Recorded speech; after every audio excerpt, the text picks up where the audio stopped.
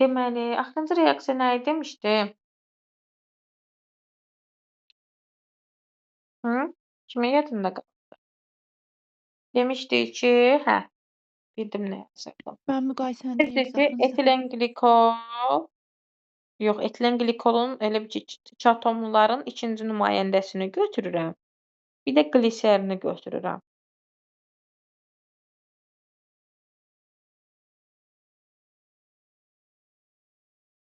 Deyirəm ki, hansı suda yaxşı həll olur? Əgər karbonun sayı bərabərdirsə, deməli qliserin daha yaxşı həll olur. Çünki OH-ın sayı daha çoxdur. Bunu deməyə çalışırdım bayaqları, fikrimi tam çatdıra bilmədim.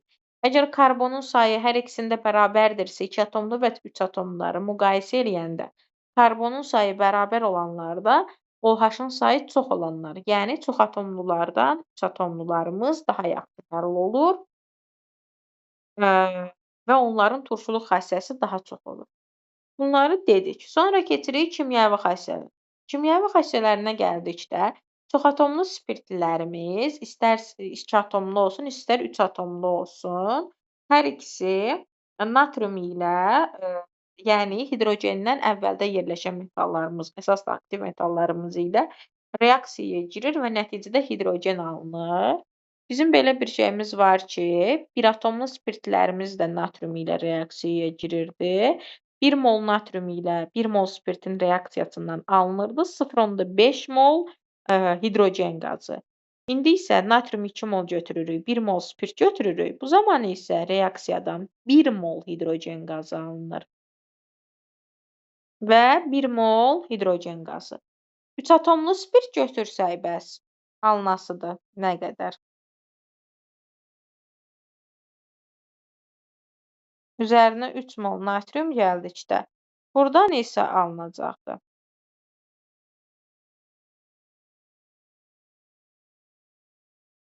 1,5 mol hidrogen qazı. Çünki 3 dənə hidrogen atomudur. 3 dənə hidrogen atomu da 1,5 moldur.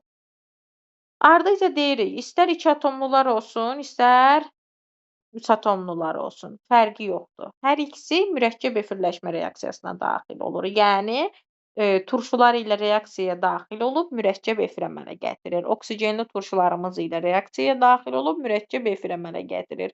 Qliserində yağların tərkibində var. Onlar yağlar özləri də mürəkkəb efirdir. Deməli, qliserin bütün yağların tərkibində var və mürəkkəb efirləşmə reaksiyasına daxil olur. İndi isə reaksiyanı yazaq. Misal üçün, etilen qlikol misalında yazıram. Etilen qlikol ilə verək sirkə turşusunu reaksiyaya. 2 mol sirkə turşusunun reaksiyasından alınasıdır. CH2O, CH2O tərəfdə də olacaq COCH3, COCH3. Bu bizim mürəkkəb efirimizdir. Sonra bunları dedik, mürəkkəb efirləşməni dedik.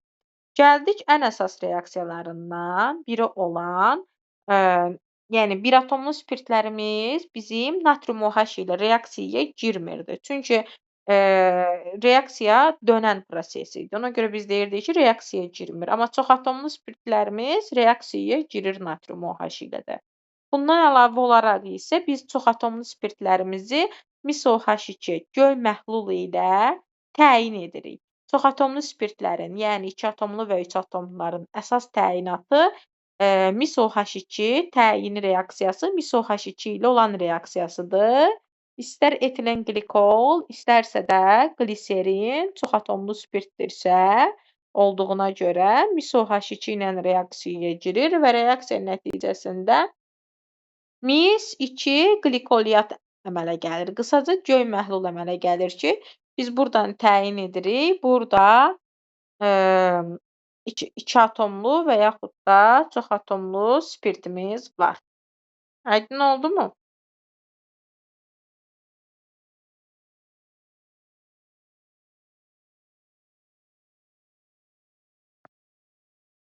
Bu bizim mis-2 qlikolyat, yəni 2 mol etil spirti, etilen qlikol ilə MiSOH2-nin reaksiyasıdır.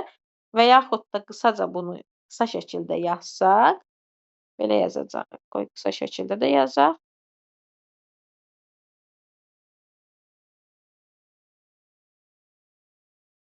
Qısa şəkildə isə belə olacaq. CH2, CH2. O, oksigenlərə niyə belə yazdım? A, mis, plus su. Və yaxud da çoxatomlu spirtlərimizdən olan qliserinimizdə də bu şəkildə olur. 2 dənə OH qrupumuz gəlir, mislə birləşmə əmələ gətirir. Bu da oldu bizim gliserinimiz və etilen glikolumuz. Gliserinimizin əsas xüsusiyyətlərindən də biri də odur ki, gliserindən trinitrogliserin alınır. 1 mol gliserin 3 mol nitrat turşusu ilə reaksiyaya girir. Əsas reaksiyalardandır. Bunlara aid məsələ də verirlər. Trinitrogliserinin alınması reaksiyası. 1 mol gliserinimiz 3 mol nitrat turşusu ilə, nitrat turşusunu bu şəkildə yazaq, reaksiyaya girir. Deyirik ki, turşudan OH, spirtdən H qopur. Mürəkkəb efirləşmə ilə də axı H-ları götürür və nəticədə trinitrogliserin alınır ki, bu da bizim partlayıcı maddəmizdir. NO2, NO2, NO2 və 3 mol su. Bu da bizim partlayıcı maddəmizdir.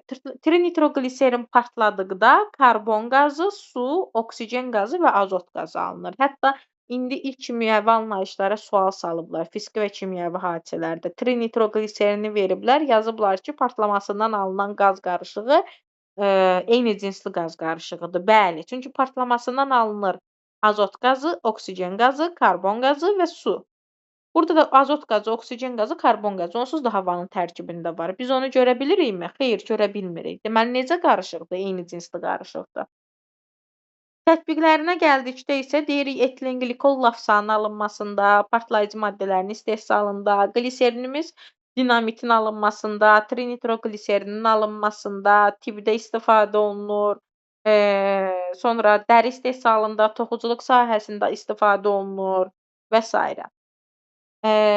Bunları da qəşəngcə öyrənirik.